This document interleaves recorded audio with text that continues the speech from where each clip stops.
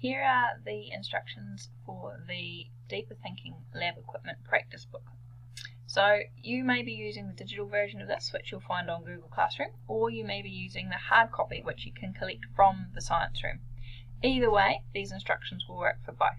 So if you're using the digital version, you can open it up from Google Classroom and the link underneath the video clip in Google Classroom, and you can have it open as we go through if you want to.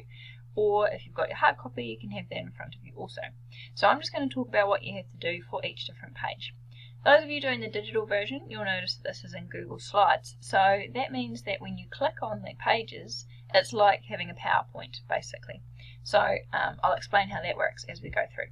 So here is the front cover. You can see on the left hand side of your screen, if you are working digitally, that there are all the pages there listed. If you don't want to see them, you can remove that sidebar, but I prefer to have it there because then I can see where I'm going. So this is the title page. Then the next few pages are glossaries. So you'll see in the top right hand corner it says glossary. If you're not sure what a glossary is, that just means it's basically like a dictionary. So it tells you what different information you might need. So what I've put in the glossary here for you, and it's in the hard copy booklet as well, is a picture of the equipment, its name, and then what its job is. So here we've got a picture of a beaker. It says the word beaker because that's its name, and it tells you that a beaker is a container for stirring, mixing and heating liquids. Then you've got your tripod, so it shows you the picture, its name, and again what it's used for. So the first 1, 2, 3, 4, 5 pages are glossaries. So they're there to help you if you get stuck when you're completing the activities. So I'm just flicking through the glossary pages now. And here we are, activity 1. So if you're using the hard copy, flick to this page. If you're on the digital version, go down to slide 7. And you'll see the wee numbers beside it on the left hand side of your screen. So it says here, activity 1, draw lines to match the picture to the name. So here we've got a whole bunch of pictures, and then we've got a whole bunch of names. If you're doing a hard copy version, it's easy, you just draw lines. Or if your lines get a bit messy, you could put a little number here. So I might number that one number 1, and then that's a test tube. So beside test tube in here, I could just write number 1. Again, if you're using a computer, you could also do the same thing. So you might go insert, text box, and beside the test tube, you could do a text box and write the number 1.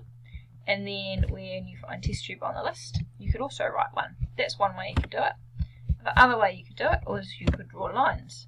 So if we don't want that text box, we just get rid of it, and instead we click on this button here where it says line, and we drag it. So this one here is a thermometer, so I just draw a line between the two, just like that. And you can change the colour of the lines if you want. That might make it a wee bit easier to work out which ones they are.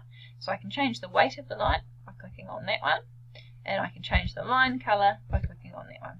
So then if I was going to do the test tube, which we talked about before, I'll go insert, line, and I might make that one blue so that we know it's a different one to this one here, because when the lines get mixed up, that will make it a bit easier.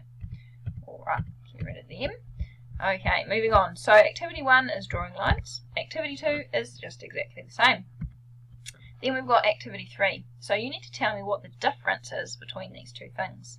So first of all, you have to work out which ones they are. So these ones here, if you're not sure, you could look back at your glossary. So find the glossary page that has the picture on it, and I've found it here. It's this one on slide 5. So that tells me that it is a conical flask, and it is a container for stirring, mixing or heating liquids. Then if we have a look, what's the thing we're comparing it to? This one is a beaker. So I know that because if I look back at my glossary, that's the very first one I talked about. So that's the beaker there, and it says it is also a container for stirring, mixing or heating liquids. Now, they both have the same job, but what the task wants us to do is explain the difference. If you're on a computer, you might need to get rid of these lines before you write. If you're using the hard copy, you can just write on them. So I'll get rid of those lines, and then I've got to say what the difference is. So we can say image 1, because that's this one here, is a conical flask, while image 2 is a beaker. They both have the same job, but different shapes And for extra points, if you wanted, you could describe the shape, but I'm not going to here. If you want to change the size of your font, you just highlight it and click on this button here. You can type in the number you want, or you can just use the drop down menu. So that is activity 3. Right, moving on. Activity 4 asks you to work out what you would use each of those different items of equipment for. So the first one here we talked about earlier is a thermometer. So you need to find out by looking at your glossary, or you could just try and remember it, what is a thermometer used for. And then you'll just type it or write it into that spot there. Activity 5, you just need to name the pieces of equipment. So if you're a hard copy or digital, either doesn't matter, you can type into these boxes. So to type into that box, I just click on it. We'll use this one here. I'm not going to tell you any more answers. This one is the thermometer. Now, if you're not sure how to spell the words, again, look back at your glossary. Alright, moving on to activity 6 is exactly the same as it. Oh no, activity 6 asks you what each of those are used for.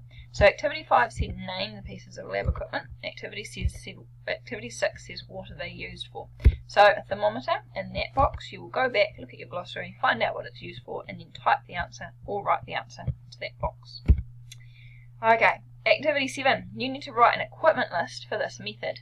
So they've given you the method, they've told you the different things they want you to do, and then you need to put in this box over here what different bits of equipment you will need. So the easiest way to do this will be to think about what you need to do to complete each step. So first of all, look at step number 1. It says measure out 5 mils of vinegar. You need to think about what kind of equipment would be used to measure out 5 mils of vinegar. Then, in this box, you will write what that piece of equipment is. The second step is easy. It says pour into a boiling tube. So it tells you that the equipment that you need is a boiling tube, and so on. Activity 8, you need to say what each of those things are used for. So there are 3 items there. You just need to write down, using your glossary if you need to, or your memory if you can, what those items are used for.